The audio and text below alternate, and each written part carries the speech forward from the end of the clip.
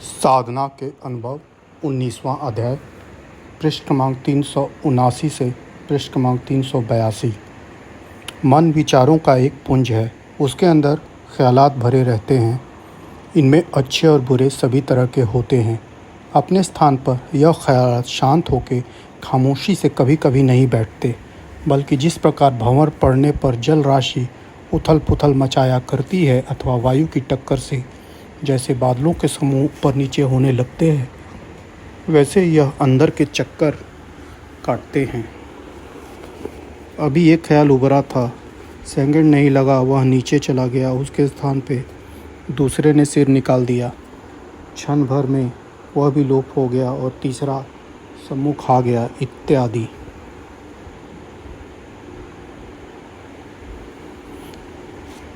इसी तरह अशांति के अंदर ही अंदर एक समुद्र उमड़ता रहता है और जीव को अपने रंग में रंग रंग कर हर समय परेशान करता रहता है। पल मात्र को भी उसे चैन नहीं लेने देता। यह विचार आया, उसे जीव को लपेट लिया। जीव के इस जामे को पहने अपने असली रूप को भूल गया और उसी शक्ल में खुद को देखने लगा। देर नहीं लगी थी जब तक दूसरा विचार आन पहुंचा। उसने पहले जामे को उतार फेंकने की कोशिश की। छीना झपटी होने लगी। अंत में नवीन वस्त्र की विजय हुई। उसने पुराने को फाड़ फेंका और उसकी जगह खुद ने ले ली। इन विचार के संग्राम में जीव बेचारा भी बेचैन रहे। उसे शांति नहीं मिल सकी, परंतु क्या करता, मन की शक्तियों पर उसे अधिकार प्राप्त नहीं था।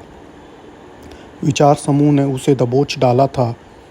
इस प्रकार प्रत्येक क्षण मन शक्ति नया साँचा समीप लाती रहती है और जीवन को जबरदस्ती बांध के उसी शक्ल में डालती रहती है। जो रंग था, जो शक्ल थी, थोड़ी देर में सब तब्दील हो गई। नया ढांचा, नया जामा, नया रंग उसका हो गया। थोड़ी देर के बाद फिर तीसरी शक्ल में नज़र आने लगा। इसी तरह जीवन पर्यंत पराधीन का तौक जीव के गले से बाहर नहीं हो पाता। जानता हुआ भी विवशता के कारण कष्ट भोगता रहता है। बुद्धि।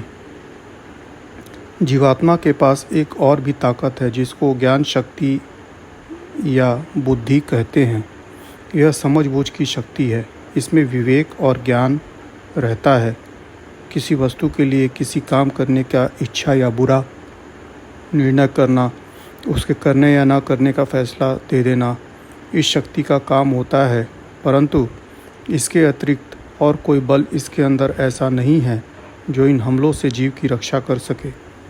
समझती हुई और जानती हुई भी बेवशी की आँख से वह जीव की दुर्दशा देखती रहती है, परंतु उसे कोई सहायता नहीं दे सकती और मन के पंजे से जीव को आज़ाद कर सकती है। यहीं तक नहीं, बल्कि कभी कभी यह भी भ्रम में पड़ जाती है, मन के ज़ेर असर में आ सकती है। उस समय उसका यह आईना कि जिसके द्वारा वह अच्छे बुरे की पहचान करती थी, धुंधला हो जाता है। उस पर गुबार चढ़ जाता है। उसके साफ शक्ल दिखाई नहीं देती। इसका नतीजा यह होता है कि धीरे धीरे विवेक शक्ति क्षीण होने लगती है और आगे चल के एक दिन वह आता है कि नेक बद अर्थात शुभ अशुभ का तमीज़ नष्ट हो जाता है। जीव निर्णय ही नहीं कर पाता था कि मैं जो कर रहा हूँ वह ठीक है या नहीं। एक पथभ्रष्ट मुसाफिर की तरह वह चला जाता है। आगे उसे इसके परिणाम में सुख मिलेगा या दुख, महलों में आराम करने को मिलेगा, उपवनों में शीतल और सुगंधित वायु में घूमने का मौका मिलेगा, अथवा गहरे और कंटीले खंडों में गिरना होगा जहाँ हड्डी और पसली टूटकर चूर चूर हो जाएगी। वह यह कुछ नहीं समझ पाता। ऐसे विवेकहीन कुमार्ग पर चल देता है और बुरे कर्मों को अपने में फांस लेता है और कुछ काल मौज उड़ा के नष्ट हो जाता है। भगवान ने अर्जुन को समझाया है, आशा पाश शैतौर्बद्धा कार्मकोध परायणा ईहन्ते काम भोगार्थ मन्यानार्थ संचयान अनेकाचित्त विभ्रांता मोहजाल समावृता प्रसक्ता काम भोगेषु पतंती नरके चुषौ।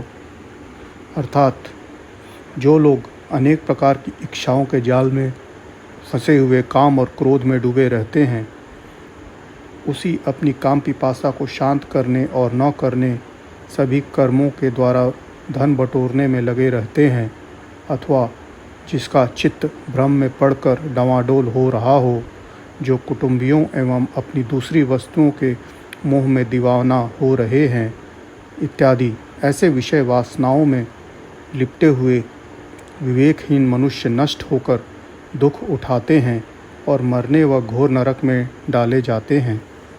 इस बुद्धि रूपी चक्षु से जीवात्मा सुमार्ग व कुमार्ग देखता रहता था और कल्याणकारी रास्ते पर चलने का उद्योग करता रहता था, परंतु बलवान शत्रु ने उसकी यह आँख भी फोड़ दी, उसे अंधा बना दिया और खुद उसका पथ प्रदर्शन बन बैठा। इस प्रकार जीव विवेकहीन हो मन के संग विषयों की ओर चल पड़ता है और उसके परिणाम में क्लेश भोगता और परेशान होता है। जीव और जीव के सहायता बुद्धि पर अधिकार कर मन शरीर में निष्कटक अपने राज्य स्थापित कर लेता है, अपना सिक्का चला देता है। इस समय इंद्रियां पूर्ण रूप से उसके ऑर्डर में आ जाती हैं और मन के इशारे पर नाचा करती हैं। वह उनका रुख विषयों की ओर घुमा देता है और विषय वासना में इन्हें फंसा देता है। अशांत जीव भी इन इंद्रियों के साथ विषयों के रस चखने लगता है। यद्यपि वह आनंद क्षणिक होता है, परंतु अज्ञानी जीव उसमें मज़ा आता है और वह पागलों की भांति विषयानंद के लिए दीवाना बन जाता है। यह है मन शक्ति की करतूत। जीव इसी को मारा हुआ पतित होता है और नरक यातना उठाता है, परंतु फिर भी उसके पंजे से निकलने की कभी इच्छा नहीं करता। मन की उत्पत्ति और उसके भेद। गहरी नींद से जागने के उपरांत जब मनुष्य को कुछ होश आता है, तब प्रथम वह यह महसूस करता है कि मैं हूँ, अब मुझे उठकर अपने कुछ कारोबार संभालना चाहिए। इसी तरह सृष्टि की रचना काल में पहले चैतन्य सत्ता में एक हल्का क्षोभ उत्पन्न होता है। वह अपने को देखने लगता है और अपनी हस्ती को समझने लगता है। यह ही प्रथम बुद्धि है या अक्ल अव्वल का जन्म है। वेदों की भाषा में इसी का नाम महत्तत्व है। सबसे पहले यह ही पैदा होता है और इसी का ज्ञान शक्ति के साथ साथ अहम भी आ उपस्थित होता है। इस प्रकार अहंकार तत्व व बुद्धि तत्व प्रकट होते हैं।